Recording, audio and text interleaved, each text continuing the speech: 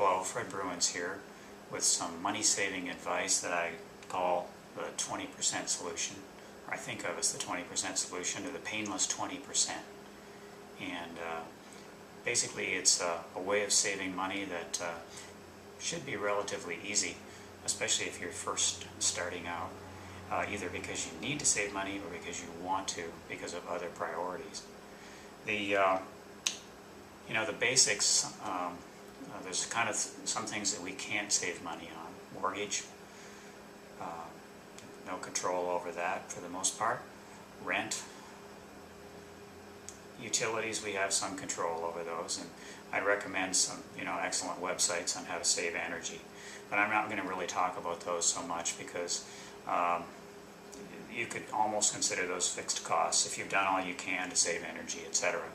Another thing that I consider fixed costs that many people wouldn't put in this category is certain kinds of food. If you've got growing children, you're not going to short them on protein or fruits or vegetables, and I certainly wouldn't want you to, or yourself for that matter. If you're normal weight and you need enough, obviously you need enough fruits and vegetables and protein and quality fats, etc.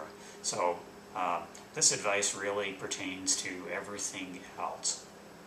And what I'm talking about mostly are things like toothpaste, laundry detergent, just so many household items that we use, as well as food. But just take toothpaste for an example.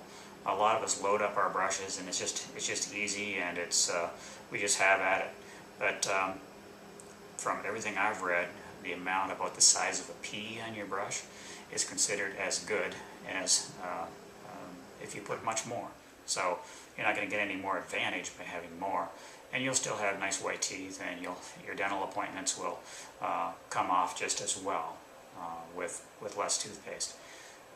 Similarly, dishwashing detergent, that's really easy to cut down by 20%. You just use a little less water when you wash your dishes, and you won't even notice the difference.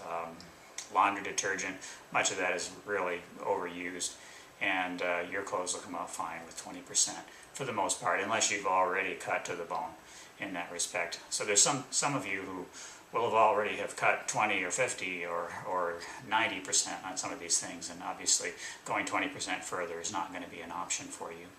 But if you haven't, then it really is pretty painless. Another maybe seemingly trivial example, if you're used to 5 cups of tea a day and suddenly you change to 4, is that going to really reduce your quality of life? Now that's something only you could decide. But for me, I would just try to savor the 4 and appreciate the 4. And I don't think I'd miss that 5th one. I recently had to cut down on caffeine for some other reasons anyway, and I really don't miss the extra. But I haven't cut it out. I do like a cup of tea, even like an occasional cup of coffee. So that's why I call it painless, because for the most part, it really is. In terms of food, slightly smaller portions. Don't throw out whatever's left over, of course. Refrigerate it, use it up some way. But probably cook a little less to begin with. But 80% of the usual amount of potatoes on your plate is going to mean not only a little less potatoes, but also whatever butter or sour cream or oil you put on it. So you'll end up cutting down both on your costs, obviously, but on calories. And if the statistics we hear about are true, and so many of us are overweight, that's going to be a good thing. But again, that's only something you can decide. If you're normal weight or you're underweight, obviously you don't want to go there. There are other ways to save money that I've covered in other videos, and I'll cover in some future videos. I think of it as compounding the 20%, and that's where you actually shop differently than you do now. But the painless 20% really involves doing only what you're doing now. If you don't have to change your buying habits, even at this point. You would just do what you're doing now and just use less of almost everything. Not everything, but almost everything. And you'll find that some things it's easy to save far more than 20%. Toothpaste being an example, or laundry detergent.